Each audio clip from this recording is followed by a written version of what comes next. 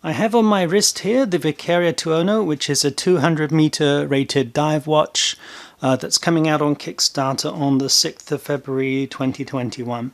It's just a couple of days before that, so I will make no apologies for the background noises you might pick up on this video. There's some construction going on, and I'm really anxious to get this out as fast as possible because it's going to help people make their minds up about the timepiece. So you may hear some drilling, hammering, sawing, vacuuming, who knows. So kind of interesting background effects here. Maybe adds a little bit of spice to the video. So the Viqueria Tuono is a 41mm dive watch, and it's basically the lug-to-lug length, on the wrist from here to here is officially 48mm. I've measured it at 49 with my calipers, digital calipers. So it's kind of wearing on par for what you'd expect for that size. It's on a bracelet here that's in the optional Jubilee bracelet that you can get from Viqueria with this watch on Kickstarter. The bracelet itself is going to cost you an extra 39 euros, which is roughly $47 currently. 47 US dollars, and I do recommend going for the bracelet. It's going to work for anybody who has a 6-inch wrist to an 8-inch wrist. If you're under 6 inches, it's not going to work, or over 8 inches, it won't work. But the fit on the lugs here it actually fits pretty well. If I just get this off the wrist for a second, you can see it's just a milled butterfly clasp. There is no branding on it, so you could go for an aftermarket one, of course, probably pay less money for sure, somewhere like AliExpress. But if you look at the end links here, it does fit pretty flush. So I'm actually thinking this could be a good choice to go for. It's not perfect. They often aren't for this kind of price range, unless you're going to do thousands of dollars on a luxury watch. But nobody's going to really see a difference of a fraction of a millimeter or so at the end link. So it actually works pretty nicely. I would recommend getting that as an extra. The watch itself does come with one pair of straps standard. So let's have a look at these. And I think the color scheme for this combination that we've got here as an example is just perfect. And we'll take a closer look so you can see why. So if I just bring this up to the camera, I do apologize about the kind of rapid attempt at doing this. So you can perhaps see here, the colors work really well with this. So one thing about Viqueria, I'll talk about the brand first maybe before I cover the rest of the parameters in terms of specifications. Viqueria actually started life as another company, 2D Straps. They're still in business, and it's an Italian strap company. So these are made in Italy, and basically made by a local strap maker to them. And the quality on these straps is excellent, very soft, very subtle. There's no padding. These are probably just genuine leather as opposed to top grain or full grain, I suspect. But the coloring is wonderful. It's a very kind of an aged look to it with a mottling pattern. It's got some blacks in there, it's got browns, some crackling, and it goes extremely well with this fume dial. I think it's an excellent combination, and obviously there are other colors that are going to be available on Kickstarter. I picked this dial to review because I've been following along since the earliest days of computer designed renders, and until these kind of prototype samples came out for photographs. I've been following this model since its inception, really, and I just completely fell in love with this dial. So there's going to be 4 colors. This one officially is called the coffee brown, so it's the Viqueria Tuono coffee brown color, and it's a fume dial, which is a gradient dial, so it starts kind of almost black, a very, very dark brown on the outside of the dial, and moves to a lighter brown on the inside. But to me, in my mind, I keep calling it the champagne dial.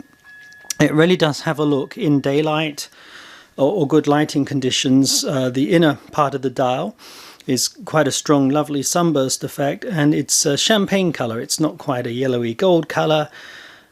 It's kind of touches of brown to it. So definitely I can visualize drinking a glass of champagne when I look at this dial. And I'm absolutely in love with this dial color, and this is the whole reason I was really keen to review this watch before it came out on Kickstarter. Because it's such an interesting situation. I'm going to cover the pros and cons. I do that with every watch, of course. There's two major concerns with this watch, and ironically, though I absolutely love the look of this dial, one of my two concerns is the aesthetic of the watch, and it's not because it doesn't look great, it looks fantastic. The issue is it's kind of a homage watch, and some homage watches are nothing more than really outright clones where just the logo's changed and it's pretty much the same, identical to another watch. You know, for example, not this particular watch, but if it was a well-known watch like the Rolex Submariner, you get to see a lot of companies kind of cloning those watches, particularly Chinese factory brands, and those are not really something I'd want to cover. On the other side of the coin is you can have some homage watches with one or two features from a watch. You know, it's not uncommon to copy those features, but the rest of the watch gives it some individuality, makes it different. It's not somebody just not bothering to come up with their own watch. They've just kind of taken a theme and enhanced it. And I think those are fine. It's just when you get a complete copy, it's not. And this one isn't a complete copy. I'll cover the differences and the pros and the cons on which watch we're talking about in a minute. But aesthetically, it is a close copy with, you know, one major difference and some minor differences. But there's too many parts that for some people will put some people off. To call it almost a clone. It's kind of a sliding scale, and it's not all the way there in the black, but it's certainly a dark grey for some people. So we will cover that in a minute. But let me just cover the colours first, get back to the dimensions. So if I'm jumping around a bit. So colour-wise, this is the coffee brown. There are two other fume sunbursts, so two other gradient sunburst dials. There is a thunder grey, which is a dark grey, and I really like that one as well. That would have been my second choice. I think it goes extremely well on a bracelet. And then there's ocean blue, which is basically a blue fume dial with a blue bezel. All the bezels are ceramic, and these are matte ceramic. So for people who always want to get the blue sunbursts, that's probably the one you want to look at. I personally think these darker gradient dials look even better. That's my personal taste, it's subjective, but all three of them look pretty decent, and I would be happy with any of those three. And this is my favorite of those three. And then there's a fourth color, which is called crystal white, and that's kind of interesting. And I'm putting up pictures of these, which are just from the renders or stock photos for the campaign. But the thing about the crystal white is it's what's known as a full reverse lume dial. So I have another full reverse lume dial watch here. Different brand. I'm not trying to promote it. We sold out on these a long time ago. It's a limited edition. Actually, I think it was a limited edition. I have to go check. But the whole idea behind a sunburst dial is that the white, or in this case the cream area of the dial, is fully loomed.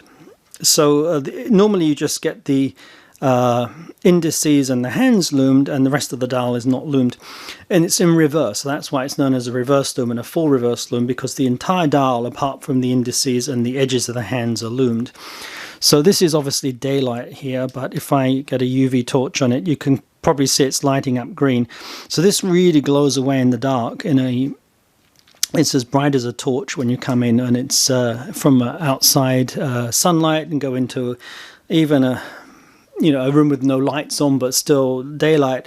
This just glows away really nicely. So it's a wonderful feature to have on a watch, and something that some people are going to go for.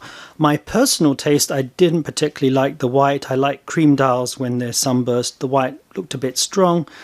I'm also not particularly finding the indices, the Roman numerals, to be as exciting as designs on other watches. So it didn't kind of tick my boxes, but it might tick yours, and it's definitely a valid choice to go for. Just not my personal taste. So those are the four colors. There's a brown, a gray, a blue, all sunburst, all gradient, and then there's a reverse lume white. So some nice choices there. I think they did well with the choices. As mentioned, they do come on leather straps. The color of the straps will be picked to go with the watch, so the other straps will not be the same for the other color watches. It is a limited edition of 300 timepieces. Now, sometimes when people say limited edition, 100, whatever, 300, like Zelos, for example, 100, that's 100 per color, and if there are 8 colors, that's 800 watches. For Viqueria, I think last time around, we've actually stocked the Viqueria Levantes limited edition. The limited edition size was over the entire line. So, and I suspect this is going to be the same. So I think there's going to be 300 watches in total. So that's a nice limited edition size. Viqueria, not a big company, they're not well known, so I don't think they're going to sell out overnight, but I do think it's nice to have an edition. Personally, I find that is not going to be around in the future that's pretty rare, so I find that a plus. Part of the reason I'm into microbrand watches, I like to have something that other people don't. Definitely I'm going to keep that in mind, and I do love the look of this style. So just talking a little bit more about the aesthetic, and then we'll be back on the dimensions. Obviously, you're looking at it through a camera lens here, probably on a computer screen or on a cell phone screen, so it might look larger than it might look in real life. But I do like the fact that the Viqueria branding is almost non-existent. You have to bring it right up to your face to see that. And all the text on this dial is pretty small and really out the way. It's not something at all intrusive. Love that a lot. And I do like the symmetry of the dial. The Roman numerals, it's not Roman, I beg your pardon, the Arabic numerals, the 1 to the 5 and the 7 to 11 are all loomed. We'll get into the loom in a minute because this is my second major issue, which we'll come to as a second half of this video.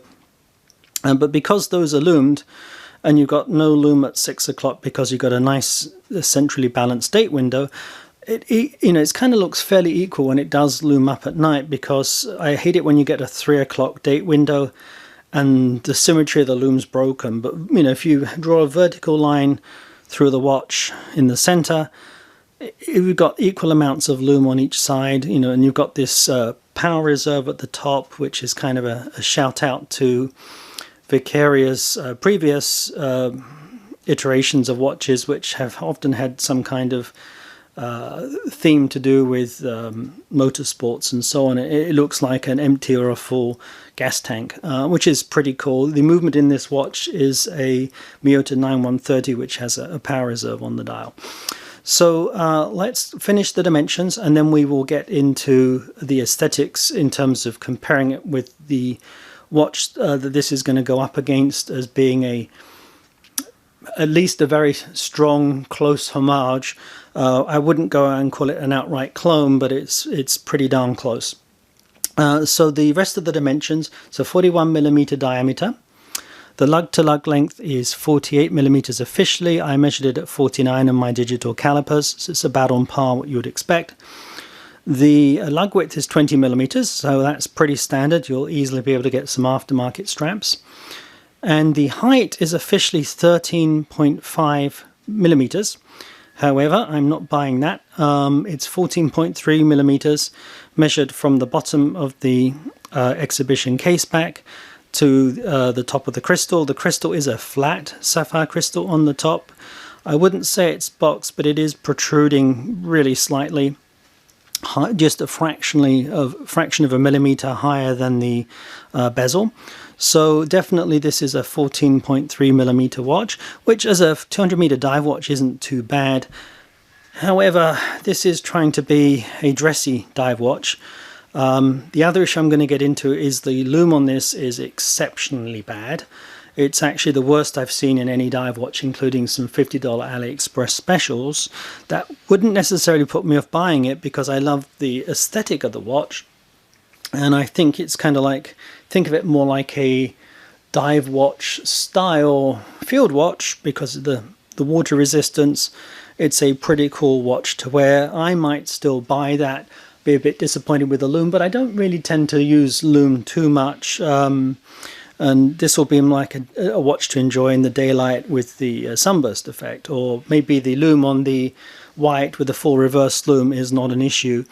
I'm just talking about these particular sunburst versions. So yeah, so given the fact that it's not what I would call a true dive watch, I would say the loom is unusable, which we'll get into.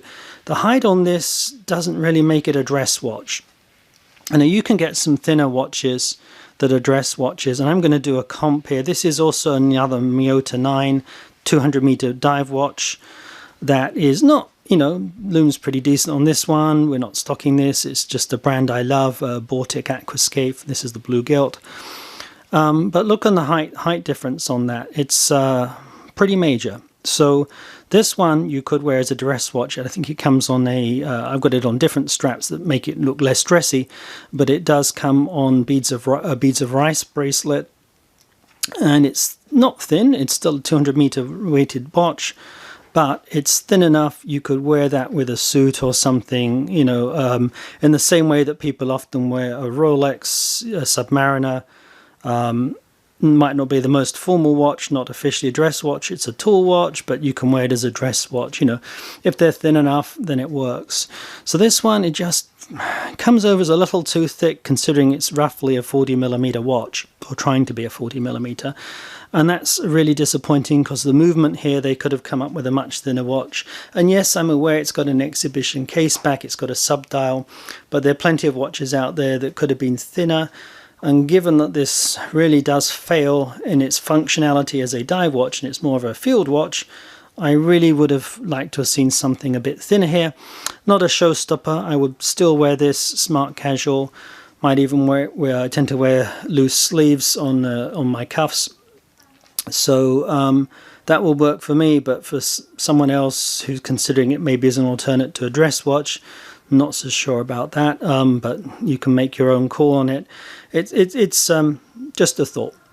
So we have the dimensions here. The rest of the specs, it is a 120-click unidirectional ceramic bezel. The exhibition case back also is sapphire crystals. There is anti-reflective loom on the front. And the excuse the fingerprints here, let's just get the focus in. The exhibition case back is nice because you've got a, let's just get this spinning if we can. Trying to get the rotor moving. It tends to go in one direction only, being a Miyota 9 series. But the exhibition case back, you've got, I'll probably mispronounce this, I almost always do, Côte de Genève decorations on the movement. It's not the most exciting movement, but it looks pretty neat. It's nicely done. The effect on this is pretty decent. And what I really love about these watches from Viqueria, all their writing on the back is in Italian. That's just a cool extra. It is an Italian brand. They are actually, unlike other brands that can be, you know, pick a country where just the owner is in that country and they send off to either China or Switzerland for the production. These watches are actually assembled in Italy. They use their own watchmaker in Italy. Not in-house, I think they outsource, but it's somebody they've worked with for their other brands. And that is a huge plus because you get true Italian leather straps. They're a strap company, they're well known for that. And the Viqueria Levantes that we used to stock in the Microbrand store, which is another mechanical timepiece, a chronograph, all of those were lightly regulated by this guy who assembled them. They could have just been running from the factory at plus 30 seconds per day or worse. But they typically came in at under 13 seconds or so, many of them like 6 or 7. I wouldn't say most of them were like 0 to 2 seconds per day accuracy. But the accuracy on them were extremely good compared to stock factory watches, and I understand these should be the same. So the movement here, technically the Miyota 9130 from the factory can run between minus 10 seconds per day and plus, just 40, is it plus 30? I'm just checking my notes here, plus 30 seconds per day. So the range is minus 10 to plus 30 seconds per day when fully round, average in all the positions. And the position variance can change by as much as 40 seconds a day. So you could get one of these from the factory. Typically they don't run to the edge of the factory specs, but if somebody just slapped it in a factory in China, for example, you often get them running at over 30 seconds per day accuracy. You might get lucky and many of them will run at 10 seconds per day, but I expect most of these are going to be running at under 10 seconds a day, maybe 6 or 7 seconds a day. A few will even be running close to 0. or slightly on the plus side. So that is a really nice extra. I don't think it's an essential thing when buying a watch. If you've got a large collection, you tend to set the watch and change to a different one the next day.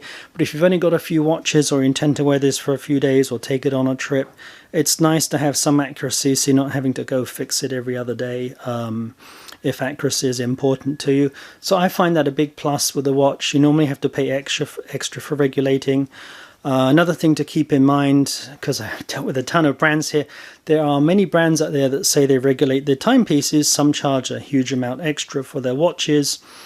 And I've tested a lot and found the majority of brands do not regulate their timepieces. That's just marketing. So apologize about the language. I probably have to bleep that out.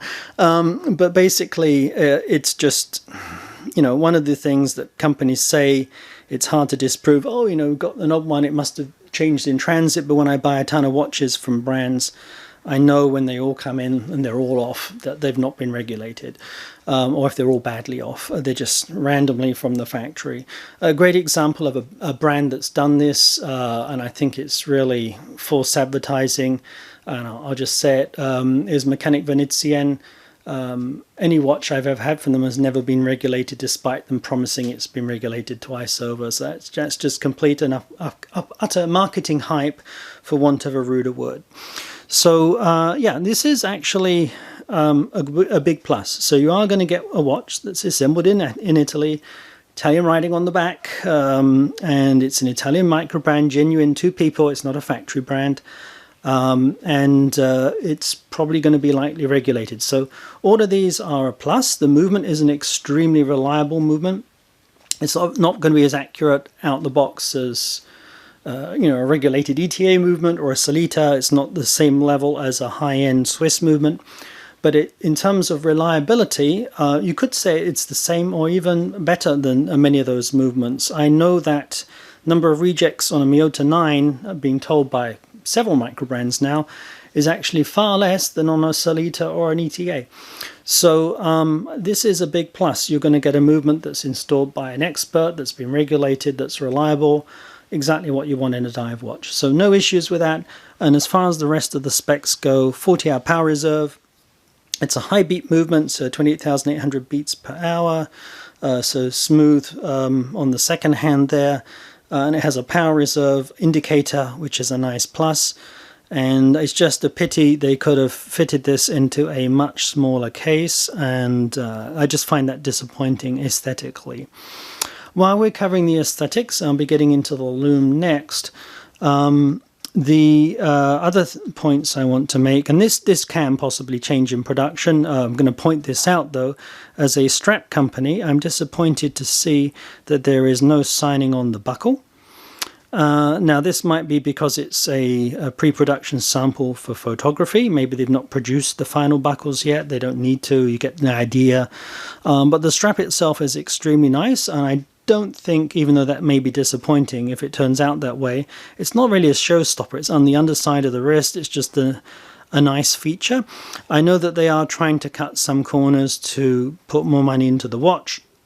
So the packaging on this is just going to be cardboard, nothing to write home about. You'll get a warranty card, but I don't have the final packaging, but based upon their other watches that we have carried in the microbrand store, it seems it's going to be the same. So just a thin black cardboard box, enough to protect the watch in shipping or to give it as a gift, but really not anything extra in terms of some of these microbrands will give you something like a watch roll or a wooden box or something like that. And that's cool, because I'd rather spend less money and buy a cheaper watch and not have some of the money that I've spent go into the packaging, because I'm going to just take them out and put them in my watch box or keep them on my wrist. So don't have any issues with that.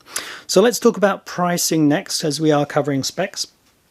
The pricing on these on Kickstarter for the first 100 watches is going to be, I'm just reading this off so I don't make no mistake, it's all in euros, so it's 349 euros, which currently is about 423 US dollars. And that's a 41% discount on the retail pricing. So that's something I'll flag, because once you go over 30%, that makes the retail pricing less realistic. But 41%, don't think of it as 41%, just thinking about it as the Kickstarter price, and I expect these will retail at less than the full retail eventually at some point. So the full retail on these is actually 590 euros, which is 714 US dollars. That's very much on the high side for a Miyota 9 movement. I know many brands are doing Miyota 9 as opposed to Solita or ETA these days, and the prices are getting comparable with those Swiss movements. But it, you know, you're still getting a watch that they're paying extra to bring to Italy to assemble there, and some good quality straps with that. So, yeah, you know, I'll leave that up to you to decide whether that's a worthwhile price or not. But it's the retail price. I think some will consider that to be on the high side, but the Kickstarter price is excellent. $423 is a good price for a Miyota 9 movement with these kinds of specs. The bracelet I mentioned is an extra 39 euros, that's $47. So this pricing for the first 100 on these is $423, or works out to that. If you miss the first 100, the standard pricing on Kickstarter is a 34% discount at 389 euros, which is $469. And they also have a rubber strap option for 49 euros, which is an extra $59.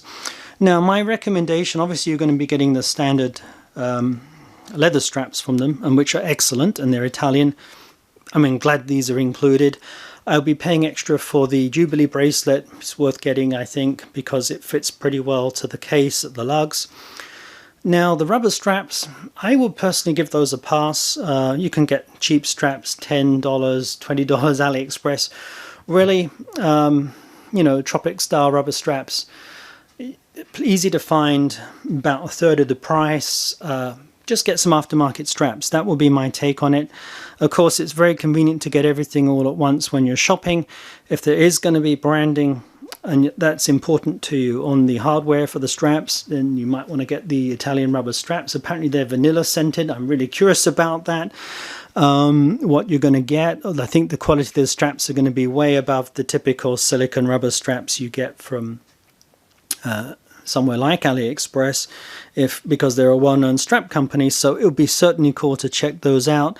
Other people's opinions may vary to mine, but I personally would see no advantage, because a rubber strap to me is a rubber strap, in paying that kind of price for rubber straps. And being a dive watch, it's disappointing that it doesn't come with dive straps out, or, you know, out the box. But there again, if you think about it, this if we're going to get into the loom in a minute, if the loom is that bad on this watch, I can't really see it as a dive watch, to be honest. So, you know, and let's see, what else do we need to cover apart from them? We need to cover the other issue being, how close is it as a homage? The watch I'm going to compare this to is the Tag Autavia. This is the watch it's really trying to be a homage to. Some might say a fairly close clone, but with some differences. So let's cover the differences. So there are several color schemes for the Autavia, which is a $3,000 to $4,000 watch. I'll put a screenshot of that up on the, not a screenshot, sorry, a photo or an image of that up on the left side of the screen here. And it's basically, you can see it's a very similar fume dial, probably somewhat the same colors. There may be differences in the colors, but close enough it's hard to tell. The indices are the same, apart from obviously we've got a power reserve instead of a 12 o'clock index, and also the indices are a bit thicker on the Autavia. They're applied indices, same shape. The hands are pretty much identical, except for the fact that you've got a second hand with a red tip on the Viqueria, which it doesn't have a red tip on the Autavia. The date window is the same. The case shape is the same, though it's not a particular uncommon case shape. And then the markings on the sides of the crown are the same, with that vertical line and the way that the two grips work on that. So obviously the markings on the dial, the logo on the crown are going to be different. But the real big difference is just that power reserve at 12. Even the chapter ring and the outer track are very similar. They are different, but when you look closely, but they intend to give it the same look. So the bezel is identical. Thin bezel, bezel markings. So the reality is that pretty much you could say it's trying to be exactly the same watch, with the exception of the power reserve and some minor differences that are really hard to spot, such as the tip on the second hand. But the power reserve is the thing that tries to make it different. So I don't know whether you find that's too close or whether it's enough of a difference to say it's a homage. I'm finding that a little uncomfortable, and I have to keep that in mind because we're considering, do we stock these in the Microbrand store? And the answer, we'll get to the end of the video on that, but it's not a favorable thing when it's too close a homage. It's not very original, and I'm kind of a little bit disappointed with how close this is. Somebody else is going to just love it. Oh great, I can get a cheaper, somewhat similar Tag Autavia with an extra, it's a reinvented mousetrap with an improvement of having a power reserve. So some of you are going to love that. For myself, I do need to mention that because it's a potential issue. I find it embarrassing if you have a watch that is pretty much a clone watch. I have no issue with homage watches, and where do you draw the line is the question. And this watch, I know it's being a bit brutal, and I love these guys, and they're not going to be happy seeing this in a review, but it's not very original, guys. I didn't even know that when I fell in love with this and wanted to review this.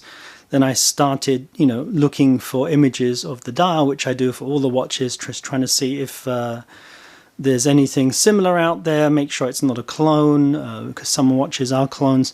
This is a pretty darn close, except for that power reserve mostly. So it's different enough that it's not a complete clone. It's trying to be different, but not very different. So I'll let you be the judge on that, but it's something that I need to keep in mind if I'm going to consider stocking a watch. I do not ever want to stock a clone in the Microbrand store.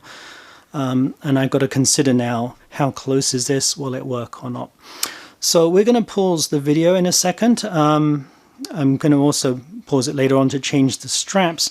But we're going to take a look at the loom and talk about that next. So we'll be back in a few seconds. What I'm going to do, it's daylight, I've got the blinds closed in the office.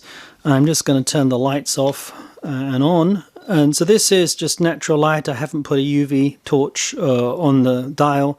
So you can basically see the loom is pretty strong on the hands. You've got a second hand tip. It's a small area, but that's nicely loomed. The hour-minute hand, absolutely no issue. And it's as if the rest of the watch has no loom. Obviously, it's not complete blackout conditions, but it's good enough you can imagine. So I'm now going to put a UV torch on this and give everything some loom. Not going to do it for very long, just enough to give you an idea. So as you can see here, all of the markings on the bezel are supposed to be loomed. The dots, the individual minute markings, the pip, and all the 1 to 5 and the 7 to 11 is also supposed to be loomed, the indices on the dial. The loom on that is pretty appalling. It's extremely thin and unusable. It's gone in a minute or so on the bezel. And also, it's even worse on the indices. So all you're left with at the end of the day are usable hour-minute hands and a second hand, but you can't really tell where the indices are at night time. Give it half an hour in the dark, you are not going to be able to tell the time apart from the approximate time with the position of the hands. So this does not work as a dive watch. It does have a loom pit that lasts a little bit longer, but not knowing where the markings are on the watch, it really does not work too well for me. To me, it's the equivalent of a field watch, and we're going to compare it to some other watches so you can just see how bad this is. So let's talk about some of the other watches we're going to be looking at. Before I do so, I do want to briefly mention the campaign actually does try and promote some of these features of the watch, and it strongly promotes the loom. It says it's a pilot watch. The pilot must be able to read their watch in the darkness of the cockpit, mandating maximum contrast between the dial and the bright white hands. Well, I'll give them the hands, that's fine. But it also mentions strong luminous material, well, only in the hands, but nowhere else. And then the dive watch, it says hands that will provide for maximum visibility in a variety of underwater conditions.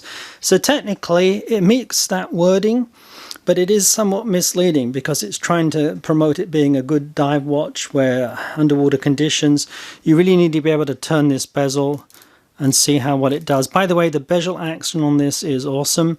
It's not stiff to turn, it's nice and not loose, but nice and crisp. No backplay. So the bezel quality is good. Just the I'm kind of really annoyed with Viqueria for this.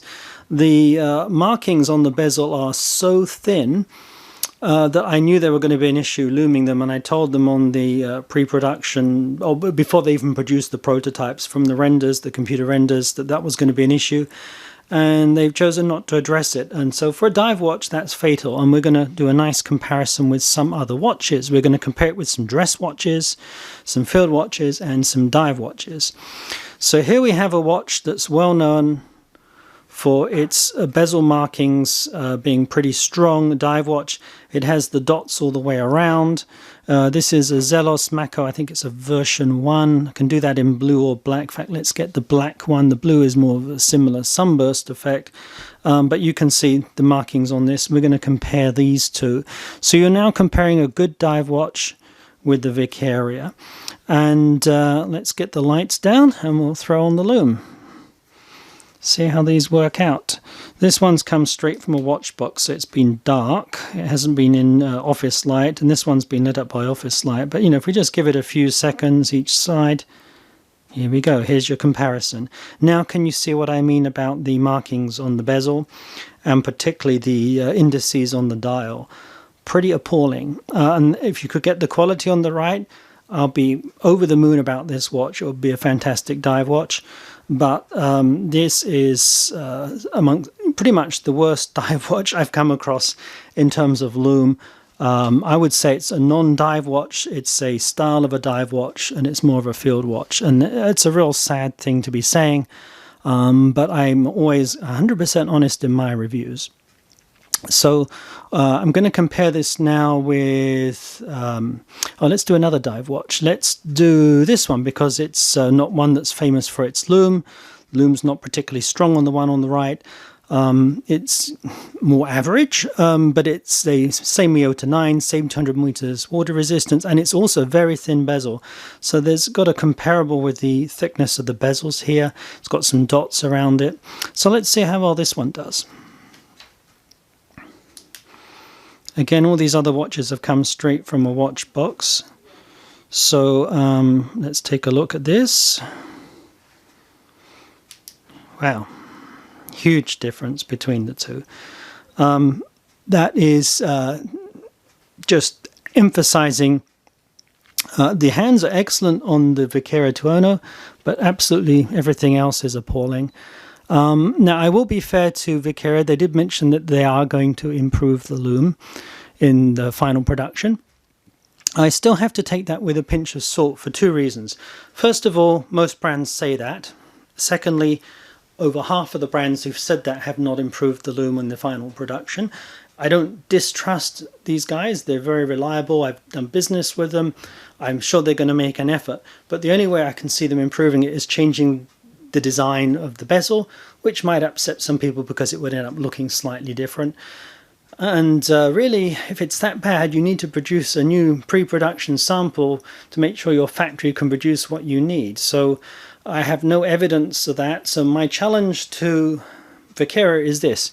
You want to send me a watch where the loom's fixed on the indices and the loom's fixed on the bezel, I will re-review it. I'll put a new review out. I'll be more than happy to do that. And if your loom turns out to be good, I'll even consider stocking it in the Microbrand store. And the answer, I'll tell you right now, combination of appalling loom and a fairly close homage to make me a bit uncomfortable. I would have passed on the homage.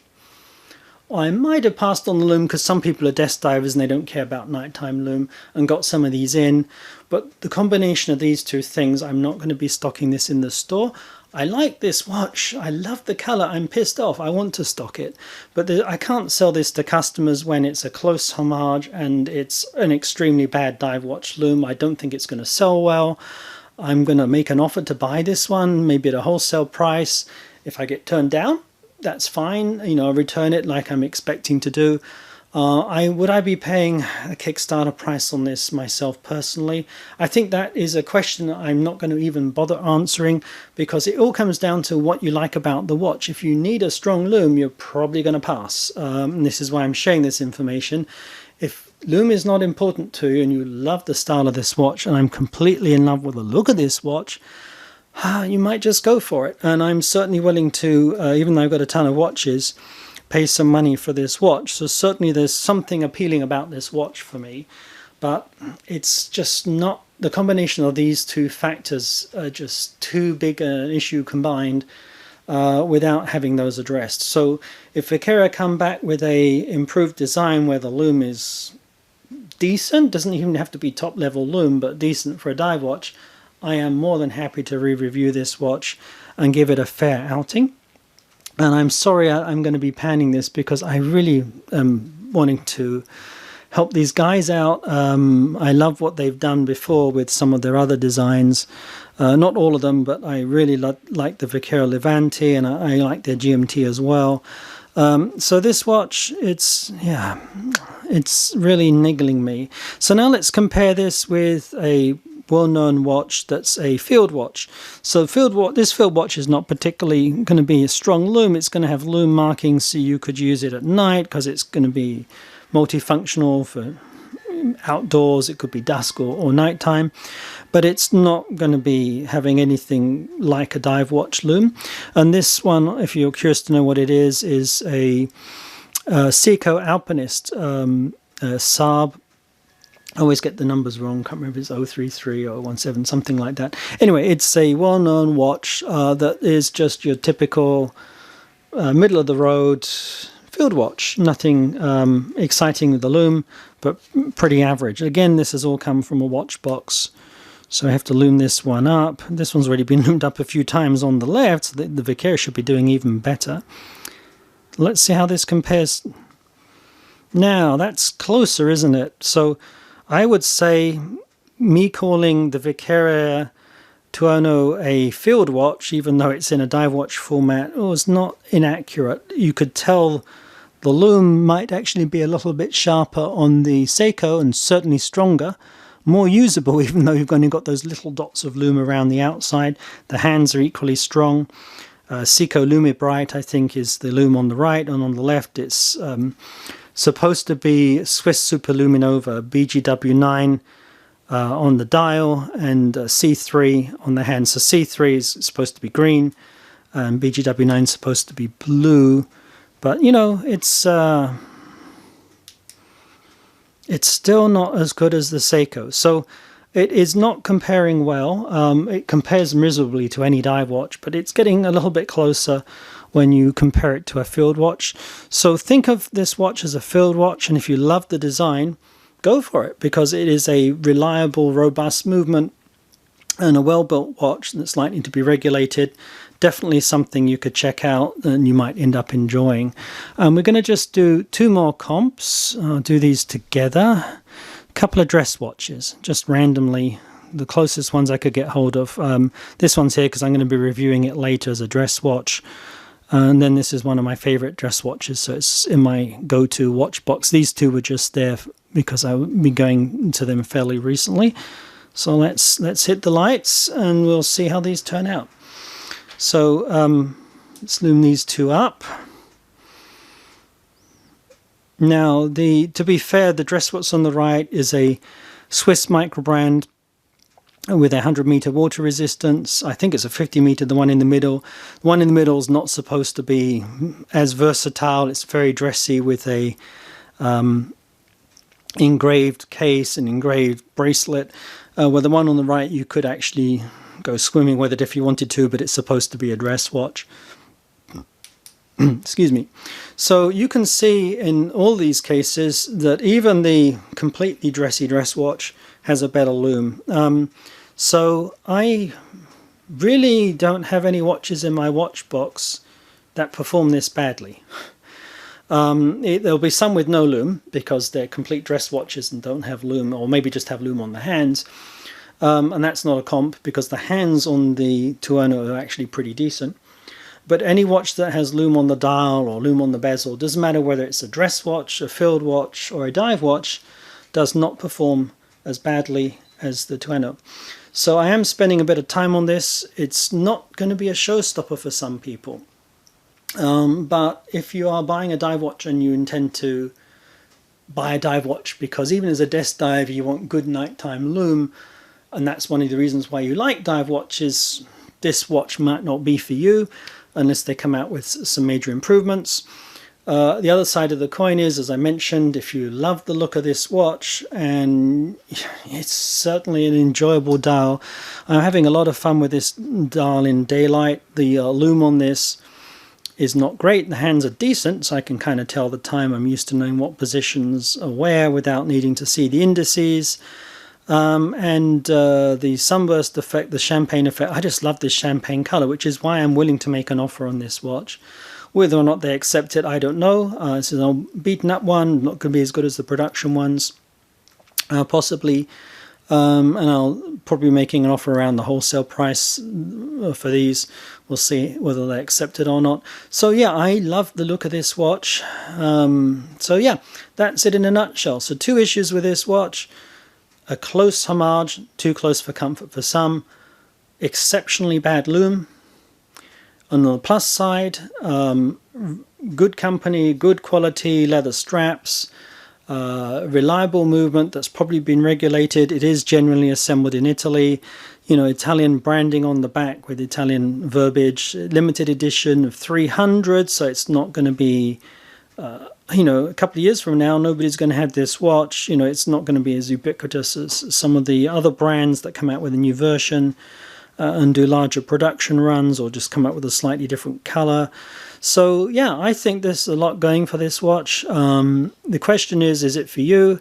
I think I've addressed the points I wanted to make. Got any questions, put them in the comments in YouTube, and we will take it from there. And hopefully Viqueria will pay attention to this video. I know you, if you're watching this, guys, I love you guys, and I just feel so bad about this video.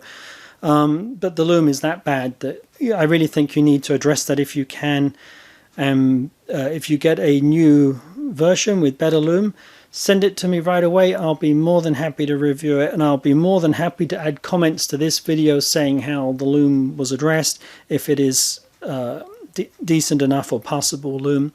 But there's no way I would feel comfortable without mentioning issues with a watch when I review a watch, if they're serious issues, and I do think you have a serious issue with the lume here. And the homage bit is just down to whether you like a homage or whether you find that it's a close copy. That's personal ethics or personal taste. And the lume thing is the one issue I think you guys really need to address, if you can, because it's just not doable. If somebody wants lume, if they like the look of the watch and they're going to have a watch that's for daytime use in particular, everyone's going to love this. It's an awesome looking watch. You know, obviously you've got the other colors as well. And if you like it for that reason, then by all means go for it. The pricing is decent on Kickstarter, no issues with that pricing at all. Not so sure about the retail pricing, particularly with lume that's like this. So yeah, hopefully I'll hear from you guys again. Hopefully you're not going to end up blacklisting me from reviewing your watches in future. I would have loved to carry this in the store. It looks absolutely awesome, but I'm just not going to do it the way things are right now. So, okay, a little bit of extra footage from me, kind of bonus footage at the end. I really wanted to show off this watch on the stock straps. I think, as I said, these go extremely well with this particular dial. The color, it's a different brown, but it's a very complementary brown, and you have both brown and black in these straps. And a very kind of aged, vintage, deliberately worn kind of look to it that really adds to the fume effect on the dial. Even the stitching goes pretty well with the color on the hands. color on the indices as well. So loving the look of this watch on the straps. It is a completely different look in my opinion. Very nice straps, and you can also perhaps enjoy, while we're here, the back of the watch without the rest of the bracelet being in the way to obscure that. So let's just get some quick footage here, give you an idea. So yeah, this is a really nice design. You can see the Viqueria, the wording on the back, the decoration, got some fingerprints on that. The whole thing is stainless steel, the screw down case back, 316L stainless steel. It's brushed on the sides, might have neglected to mention that, and polished on the tops, which goes well with the entirely polished bracelet that you saw earlier. One thing Viqueria might have done better is a mix of polished links and brushed links. You know, 5-link bracelet, maybe the second and fourth links could have been polished and the rest could have been brushed. Would have made a little bit of an interesting contrast, but the sides are very finely brushed, very nicely done, and it is a good contrast with the polished top. Probably a little bit of a scratch magnet on that bracelet, but on these straps you can also see the sides of the case actually where the lugs are also polished. It's just the outer sides that you get the brushing, but it's very nicely executed, extremely well done, and I just think this strap just looks awesome with this watch. And I think, you know, I normally like to wear watches on the bracelet. It's very functional for me, easy to do, but this strap, yeah, I am happy with this strap, and definitely that is probably my favorite combination right now. I don't even need to go looking for an aftermarket strap with a watch like this. So very happy with that. Thanks for watching. I really appreciate you taking the time. If you got to the end of this review, I tend to be a little bit verbose. I might not be as good as a pro reviewer, but at least unlike many pro reviewers who say they have no vested interest, but you know, they get to keep a watch at the end or pick one out, or need to say positive things, they get the next watch. And as you can tell from this review, I'm completely candid. It doesn't matter how it's going to impact my business running the Microbrand store, doesn't matter how it's going to impact my relationship with the people whose watches I'm reviewing. I do love the watches that I review. I don't want to take a watch onto review if I don't like the look of it to start with. But if there is an issue, I'll be bringing it up, and you're always going to get those issues exposed so you can make an informed decision. It's a great watch. You know, it's got some great pros. The look is awesome, but maybe the couple of negatives that I've covered in this review means it's not for you.